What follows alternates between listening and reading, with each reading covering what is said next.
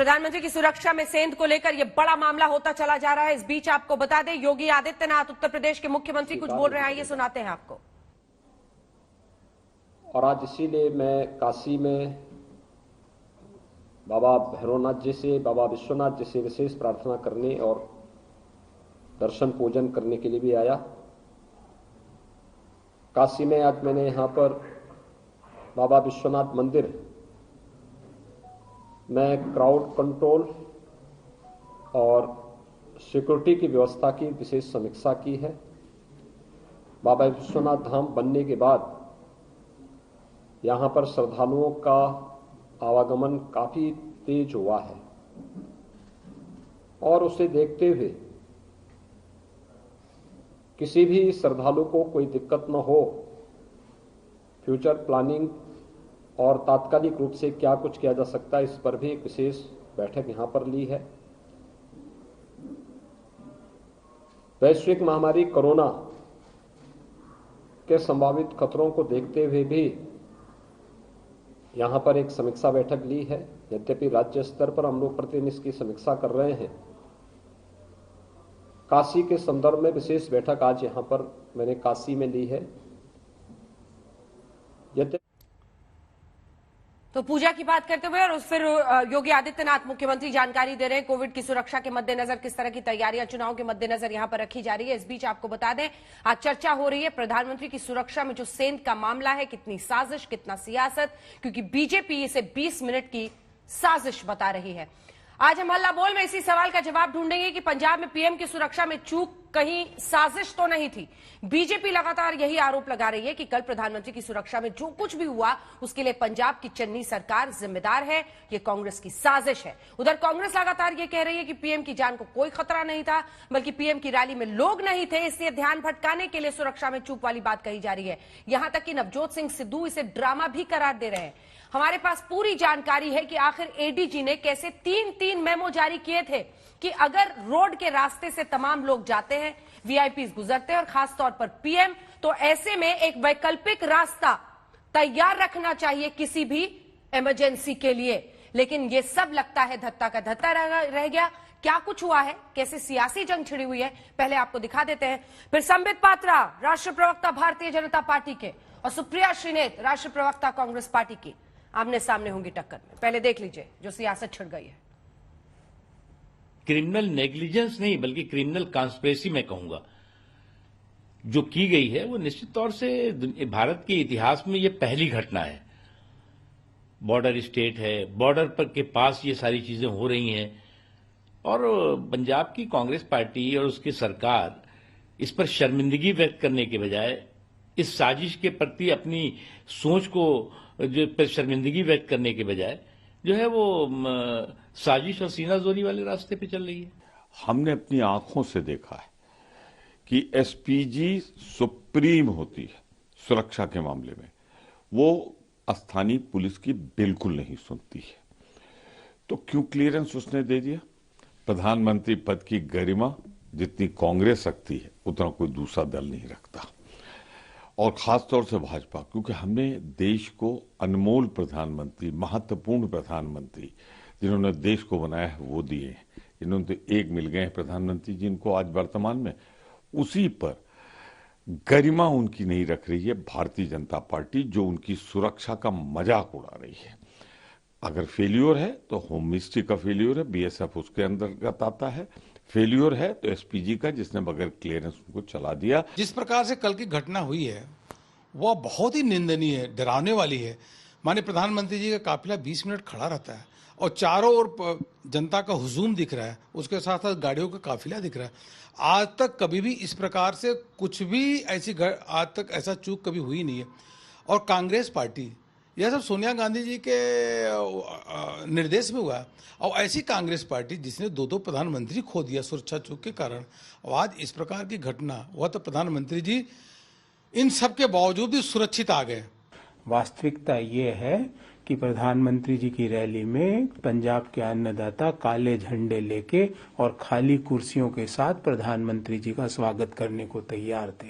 जब ये इनपुट मिला तो इस तरह से इसको डाइवर्ट किया जा रहा है, क्योंकि प्रधानमंत्री जी की सुरक्षा का पूरी जिम्मेवारी एसपीजी को होती है, होम मिनिस्ट्री को होती है।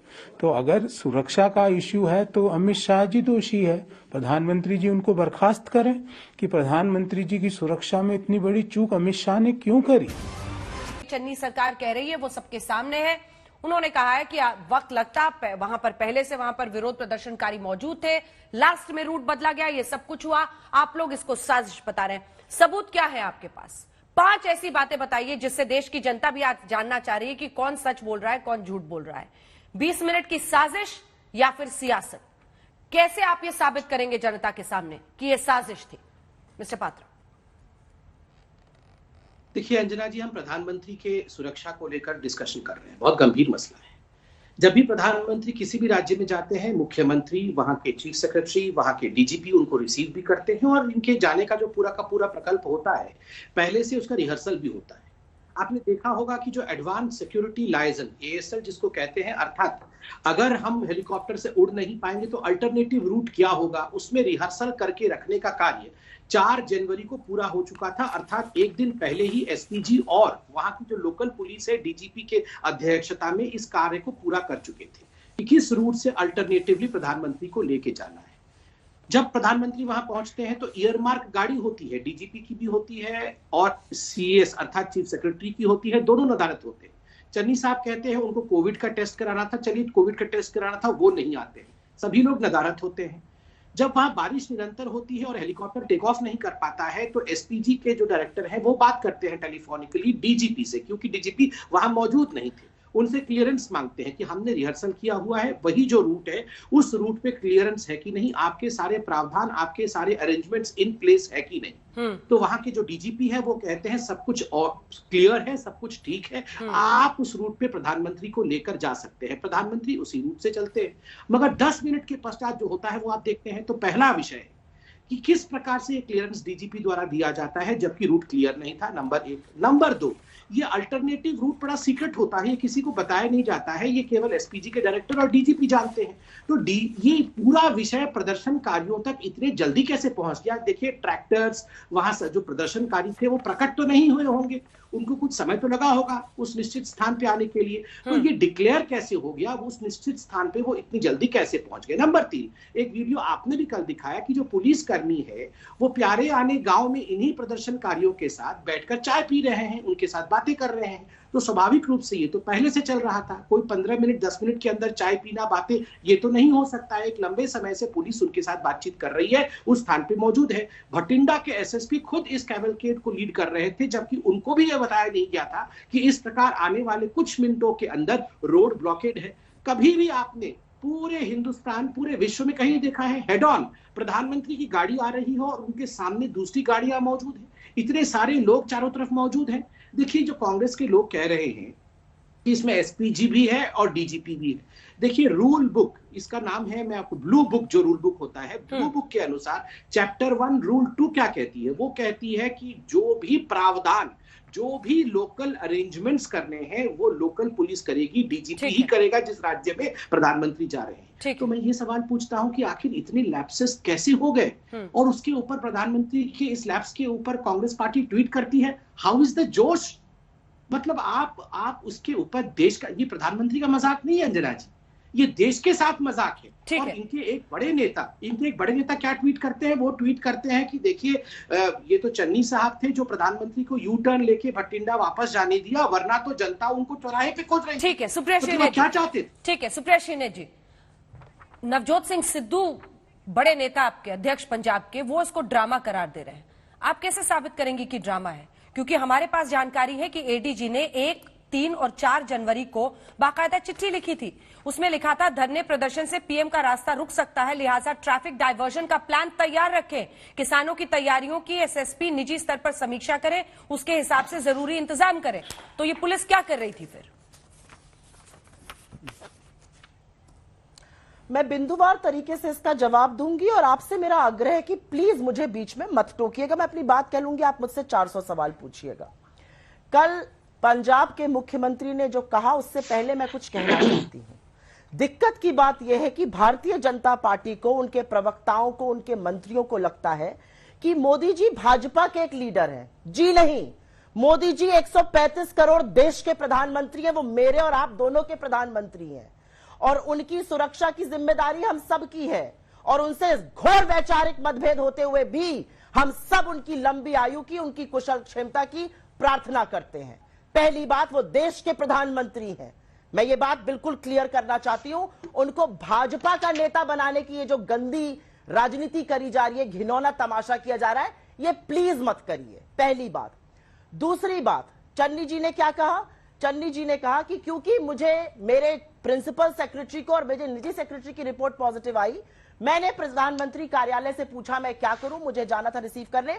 उन्होंने कहा आप मत आइए, आप वीसी से ज्वाइन करिए। क्योंकि चीफ सेक्रेटरी भी संबंधित थे प्रिंसिपल सेक्रेटरी से, उनको भी मना किया गया कि आप संपर्क में मत आइए क्योंकि आसपास के लोगों की रिपोर्ट कोविड पॉजिटिव आई है। पहले तो मैं ये जो झूठ यहां पे पहला परोसा गया उसका जवाब ये है। एक और बात आपसे अंजना जी मैं पूछना चाहती हूं। आज देश के प्रधानमंत्री, उनके नेता, उनके मंत्री, उनके प्रवक्ता कह रहे हैं, और देश के प्रधानमंत्री ने तथाकथित रूप से, प्रधानमंत्री कार्यालय से अभी तक ये स्टेटमेंट नहीं आया है, ये आप लोगों ने एएनआई के माध्यम से दिखाया, जहां उन्होंने कहा जाकर कह दो मैं जिंदा बच के आ गया। क्या आज हमारे देश के हालात इतने अराजक हो गए हैं, इतना लॉलेसनेस है, इतना lack of law and order है कि प्रधानमंत्री की जान को खतरा हो गया है? क्या पंजाब की 3 करोड़ जनता प्रधानमंत्री की जान की दुश्मन बन गई है? क्या पंजाब, जहां से हमारे यहां अन्न पैदा होता है, जहां के लड़के हमारी सरहद पे लड़ते हैं, जिन्हें जितने झंडे इन्होंने आज तक नहीं फहराए होंगे उससे ज्यादा उनके कफन में लिपट कर आते हैं, क्या वो आपकी जान के दुश्मन बन गए हैं? आप पंजाबियत की, पंजाब के सारे दुनिया में मखौल उड़ा रहे हैं। आज इस देश का प्रधानमंत्री अगर कहता है कि उसको इस देश के एक राज्य में अपनी जान का खतरा है, तो दुनिया क्या सोचेगी? हम बनाना रिपब्लिक है, हमारे अंदर इतनी अराजकता हो गई है। ये मैं एक सवाल जरूर पूछना चाहती हूँ, और इसीलिए राजनीति करिए, राजनीति पूरी तरह से करिए, करनी चाहिए आपको राजनीति, आप तो करते हैं राजनीति, लेकिन अपने पद की गरिमा, प्रधानमंत्री की सुरक्षा पर राजनीति नहीं करनी चाहिए। मैं एक बात और आपके सामने मेरे सवाल का जवाब नहीं दिया अभी तक। पूछा गया सीक्रेट रूट होता है। हाँ, आपने मेरे सवाल का जवाब नहीं दिया है। आपका जवाब देने के लिए ही आ रही है। हाँ, सोनिया जी बात कर रही है अगर चन्नी साहब से, तो सोनिया जी पॉलिटिक्स तो नहीं कर रही होंगी, वो भी इसकी गंभीरता समझ रही होंगी। अंजना जी, ये तो आपने अच्छा सवाल पूछा। सोनिया जी ने ना अपनी गोदी में इस देश की प्रधानमंत्री को दम तोड़ते हुए लहूलुहान देखा है। उनने अपने पति को आतंकियों के हाथ शहीद होते हुए देखा है और उनका शरीर बटोरा है उन्होंने। तो सोनिया जी की बात इतने गंदे लहजे में भाजपा ना करे तो अच्छा रहेगा। उन्होंने अपना लोकतांत्रिक कर्तव्य निभाया है कि प्रधानमंत्री की अगर कोई भी चूक हुई है, उसकी रिपोर्ट उन्होंने मांगी है, उसकी जानकारी हासिल करनी चाहिए, उनका तो साधुवाद होना चाहिए। देखिए सोनिया जी का किरदार निभाना और क्या भाजपा करती है उनके साथ और उनके लोगों के साथ। पहली बात, आपने जो सवाल पूछा उसका मैं डायरेक्ट जवाब देना चाहती हूं। पुलिस ने क्या किया? मिनट टू मिनट प्रोग्राम जो आया था, जो रात भर आईबी डायरेक्टर से, इवन अमित शाह जी से मुख्यमंत्री की जो बातचीत हुई थी, उसमें सारा यह था कि भटिंडा से हेलीकॉप्टर से फिरोजपुर जाएंगे। मैं दो चीजें पूछना चाहती हूं। जिस एसपीजी ब्लू बुक का जिक्र किया गया, वो एसपीजी ब्लू बुक यह भी कहती है कि 48 घंटे पहले वेदर रिपोर्ट ली जाए। क्या वेदर रिपोर्ट ली गई? और अगर उस वेदर रिपोर्ट में आया कि वेदर खराब है, तो ऑल्टरनेट रूट को सैनिटाइज करने का एसपीजी ने क्या काम किया? और आपके दर्शकों के लिए यह बताना जरूरी है कि एसपीजी किसी भी जुरिस्डिक्शन के अंतर्गत नहीं आती है, और एक एसपीजी प्रोटेक्टी के लिए, और आज देश में सिर्फ और सिर्फ एक एसपीजी प्रोटेक्टी हमारे प्रधानमंत्री हैं। एसपीजी प्रोटेक्टी का जब सुरक्षा का मामला आता है तो सारे सुरक्षा फोर्सेस आउटर पेरिफेरी पे चले जाते हैं। वहां पर एसपीजी का रूल चलता है, एसपीजी डिसाइड करती है, चाहे वो सेफ हाउस हो, चाहे ब्लड रखना हो प्रधानमंत्री के ब्लड ग्रुप का, चाहे रोड को सैनिटाइज करना हो। प्रधानमंत्री के कारकेड में प्रधानमंत्री 2 घंटे तक चल चुके थे, उसके बाद लोग सड़क पे आए। आप क्या चाहते थे? उनको गोलियों से उड़ा दिया जाए? जैसे इन्होंने कीले और तारे बिछवाए तो उनको पिटवाया जाए? अरे इस देश के लोग थे, विरोध कर रहे थे, आप 15 मिनट रुक जाते। ये पहली बार तो नहीं हुआ था कि प्रधानमंत्री का कारभार रुका था। इसके बारे में मैं और जानकारी दूंगी अभी आपको।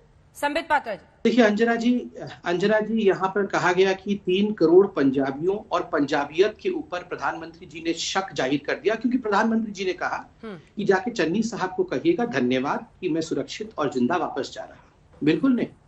अरे इंदिरा जी जिन्होंने टैंक चढ़ाए थे हरमिंदर साहिब जी के ऊपर, इंदिरा जी जिन्होंने पूरे विश्व का सबसे बड़ा बेअदबी किया, जब 2 लोगों ने उन्हें मारा उसके कारण, तो भी हम नहीं कह सकते कि पंजाबियत शर्मसार हुई, तो भी हम नहीं कह सकते हैं कि सिक्खी शर्मसार हुई, बिल्कुल नहीं। तो इस विषय में आप कह रहे हैं कि पंजाबियत शर्मसार हुई? पंजाबियत कभी शर्मसार हो ही नहीं सकती है, और कोई भी पंजाबियत और सिक्खी को लेकर सवाल नहीं उठा रहा है। वो तो सबसे बड़ा धर्म है। बेअदबी का काम तो इंदिरा गांधी ने कहा। जब राजीव गांधी जी को छलनी किया गया, बम से उड़ाया गया तमिल लिबरेशन द्वारा, तो कोई तमिलों को गाली नहीं देता है, कोई ये नहीं कहता है कि तमिलियंस ने मार दिया, कोई ये नहीं कहता है कि तमिलियंस इससे बदनाम हो गए या तमिलियंस इससे शर्मसार हो गए, बिल्कुल नहीं। कोई तमिलियंस ने नहीं मारा राजीव गांधी को। तो इसलिए इस पूरे मसले में पंजाबियत, पंजाब, सिखिज्म, इसको घसीट के लाने से केवल इतना ही होता है कि जो फेलियर चन्नी सरकार की है उसे आप ढकने की कोशिश, एक इमोशनल कार्ड खेल करके कोशिश कर रहे हैं। नंबर 2 और सबसे महत्वपूर्ण, इन्होंने कहा कि हेलीकॉप्टर। देखिए, मैं 2 दिन से सुन रहा हूं हेलीकॉप्टर हेलीकॉप्टर हेलीकॉप्टर से क्यों नहीं गए। अभी कुछ दिनों पहले हमने सीडीएस और उनके हेलीकॉप्टर के विषय को, बड़े दर्दनाक विषय को देखा है। बारिश हो रही थी, हेलीकॉप्टर से प्रधानमंत्री जा नहीं पाए, और इससे पहले ये सब रिहर्सल हो चुका था। 4 तारीख को आपने 1, 2, 3, 4 चारों दिन का विवरण दिया है, और 4 तारीख को तो बकायदा उसी रूट पे रिहर्सल हुआ है कि किस प्रकार जाना है। डीजीपी से क्लियरेंस लिया गया। मुझे सिर्फ इतना आश्चर्य होता है कि जो प्रदर्शनकारी थे उनको इस विषय में पहले से पूर्व सूची कैसे हो गई। आप देखिए, एसपीजी और डीजीपी को मिलकर काम करना है। कोई एसपीजी किसके ऊपर है या डीजीपी किसके ऊपर है, ये महत्वपूर्ण नहीं है, मगर आपको अगर पता है प्रधानमंत्री के रूट का, तो आपने इसे डिक्लेयर कर दिया। किसके कहने पे डिक्लेयर किया, मेरा सवाल ये उठता है कि किसके कहने पे डिक्लेयर किया और किस साजिश के अंतर्गत डिक्लेयर किया। और तीसरी सबसे बड़ी बात है, देखिए, मुझे दुख इस बात का होता है कि अभी इन्होंने कहा कि 15 मिनट इंतजार कर लेते। 20 मिनट इंतजार करने से क्या हो गया अंजना जी? ये विषय इसका नहीं है 20 मिनट इंतजार कर लेने का। अभी आपने इसी देश में 2 प्रधानमंत्री खोए। अगर कल को कुछ हो जाता तो हम क्या डिबेट करते कि हमने प्रधानमंत्री को एक फ्लाईओवर के ऊपर इंतजार करने क्यों दिया। ये प्रधानमंत्री जी की सोच देखिए, उन्होंने क्या कहा कि मैं यू टर्न करके चलता हूं, किसी को एक खरोंच तक नहीं आना चाहिए, कोई गोली नहीं चलनी चाहिए, कोई लाठी नहीं चलना चाहिए, मैं मुख्य सेवक हूं। ठीक है, प्रदर्शनकारी है, फेलियर है पंजाब सरकार का, मगर उसके कारण कोई लाठी चार्ज हो, कोई गोली चले, ये नहीं होना चाहिए। किसी को एक खरोंच के बिना प्रधानमंत्री वापस आए। मगर मेरा ये जो बार बार, मैं चन्नी जी के आज इंटरव्यू को भी सुन रहा था, चन्नी जी जस्टिफाई कर रहे थे कि प्रधानमंत्री को उतर के नीचे आ जाना चाहिए था, और प्रोटेस्टर्स तो आएंगे, हम भी नीचे उतर के आते हैं। क्या चाहते हैं, क्या चाहते हैं? एक मुख्यमंत्री पंजाब का इसी प्रकार से जा चुका है, एक 2 प्रधानमंत्री देश के जा चुके हैं। प्रधानमंत्री को अगर हम सुरक्षित नहीं, अब बनाना रिपब्लिक, देखिए मैं एक बात कहना चाहता हूं, इंडिया कभी बनाना रिपब्लिक नहीं था। इंदिरा गांधी चली गई, फिर भी इंदिरा गांधी तो और भी खराब तरीके से गई थी, फिर भी इंडिया बनाना रिपब्लिक नहीं हुआ।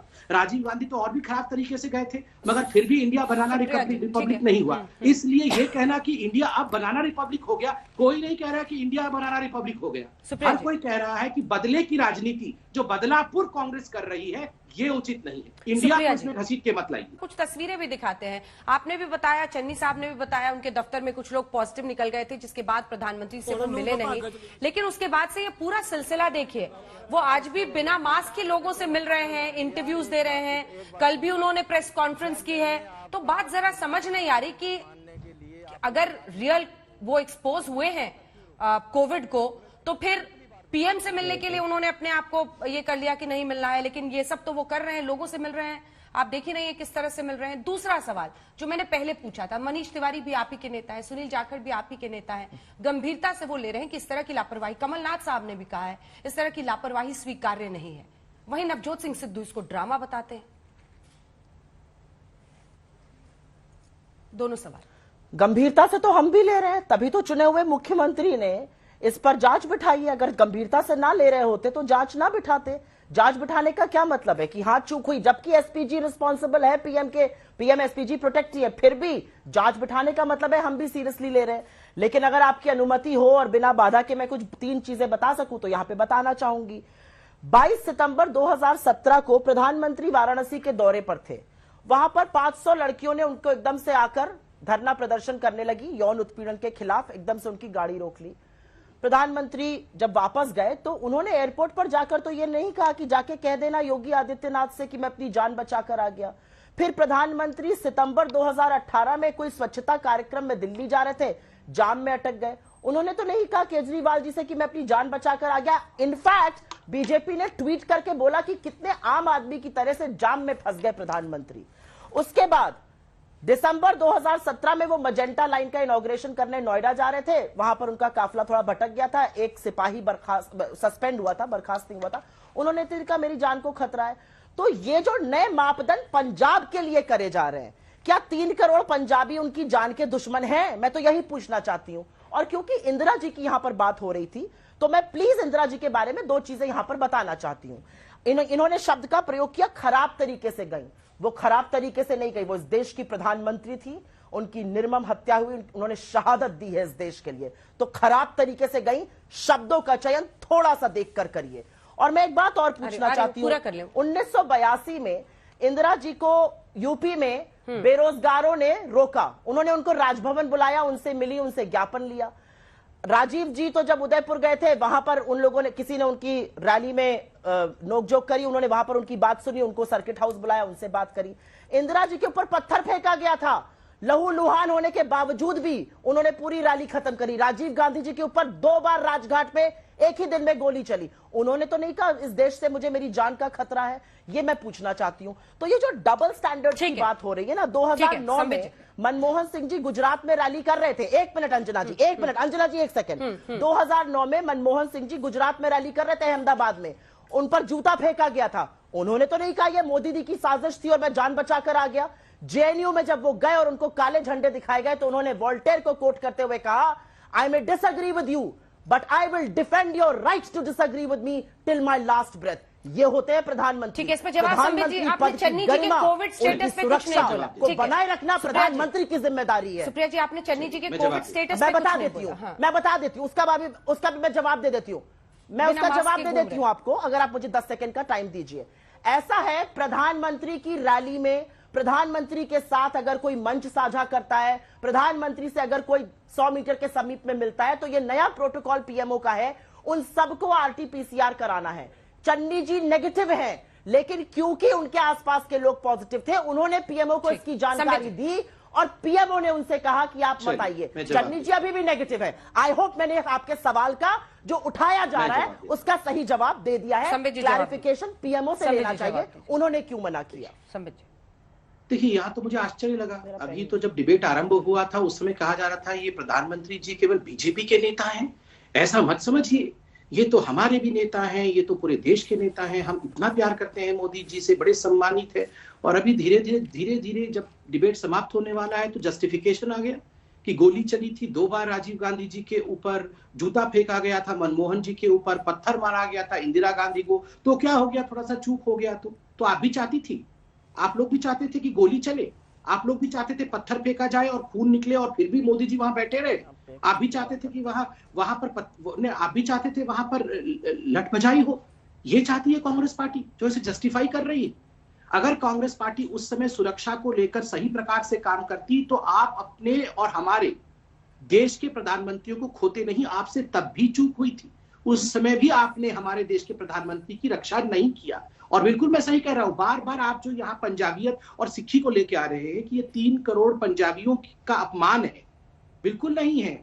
इंदिरा गांधी जी को बेअदबी के कारण जिन लोगों ने मारा, उसके कारण सिक्खी का कोई अपमान नहीं है, उसके कारण पंजाबियों का कोई अपमान नहीं है। हर पंजाबी को बुरा लगा होगा जब इंदिरा गांधी जी ने टैंकर चढ़ाया, दनादन करके हरमिंदर साहिब को गोलों से छीन दिया था, पूरी तरह से गोलों से छीन दिया था। विश्व का सबसे बड़ा बेअदबी था, फिर भी सभी पंजाबी को बुरा लगा होगा। मगर इंदिरा गांधी जी की हत्या में पूरा पंजाब शामिल हो, ऐसा कभी हो नहीं सकता है। और इंदिरा गांधी जी की अनफॉर्चुनेट असैसिनेशन को कोई भी जस्टिफाई नहीं कर सकता है। इसलिए ये जो जस्टिफिकेशन दिया जा रहा है कि जो प्रधानमंत्री जी के साथ हुआ वो जस्टिफाइबल है। सवाल ये है कि अपने ही नागरिकों से जान का कैसे खतरा, ये कह रही है कांग्रेस पार्टी। मैं समझ नहीं पा रहा हूं, मतलब अभी तो मैं इंदिरा गांधी जी के बारे में इतनी देर से बता रहा हूं। तो इंदिरा गांधी, मैं पंजाब के बारे में बात नहीं, मैंने कहा ना, जिन 2 लोगों ने इंदिरा गांधी जी के शरीर को छलनी कर दिया, दुख के साथ कह रहा हूं, वो कोई अमेरिका से नहीं आ गए थे। और वो पंजाबियत और सिक्खी मैं उनसे जोड़ना भी नहीं चाहता। उन दोनों के कारण पूरी सिक्खी और पूरी पंजाबियत के ऊपर उंगली उठाना यह अधर्म होगा, नहीं उठाना चाहिए। वही तो कांग्रेस कोशिश कर रही है। कि नरेंद्र मोदी जी की सुरक्षा में जो चूक हुआ उसमें कहीं ना कहीं पंजाबियत लेके आनी है, उसमें कहीं ना कहीं सिक्खी लेके आनी है, क्योंकि इनको राजनीतिक रोटी सेकनी है। मैं तो इतनी बड़ी बात कह रहा हूं, यहाँ तो सुरक्षा में चूक हुई, इंदिरा गांधी जी को तो छलनी किया गया था, मगर फिर भी उसमें सिक्खी और पंजाबियत इन्वॉल्व नहीं है। फॉर गॉड सेक ये मत कहिए कि इंदिरा गांधी जी को सिक्खी या पंजाबियों ने मारा है, ये गलत स्टेटमेंट होगा। पंजाबियों ने नहीं मारा है, पंजाब का कोई वास्ता नहीं है उसके साथ। इसलिए इस प्रकार से जनरलाइज करना, इस पूरे विषय को पंजाब के साथ जोड़ना, पंजाबियत के साथ जोड़ना, ये कहीं ना कहीं कुछ चंद वोटों की राजनीति करने के लिए आप देश को टुकड़ों में बांटने की कोशिश कर रही हैं। ठीक उसी प्रकार राजीव गांधी जी की हत्या को तमिल से जोड़ना बिल्कुल अनुचित होगा। राजीव गांधी जी को डंडा भी मारा गया, डंडा भी मारा तमिल लिबरेशन के लोगों ने, और उसके बाद उनको बम से उड़ा दिया गया। दुखद, निंदनीय, ऐसा नहीं होना चाहिए। मगर इसके कारण हम तमिलनाडु या तमिल लोगों के ऊपर उंगली उठाए और कहें कि तमिलियत को बदनाम किया जा रहा है, अनुचित। तमिलों के ऊपर उंगली नहीं अगर उठाया कोई जा सकता। अनहोनी हो जाती उन 20 मिनटों में तो उसकी भरपाई कौन करता? उसकी जवाबदेही किसकी होती?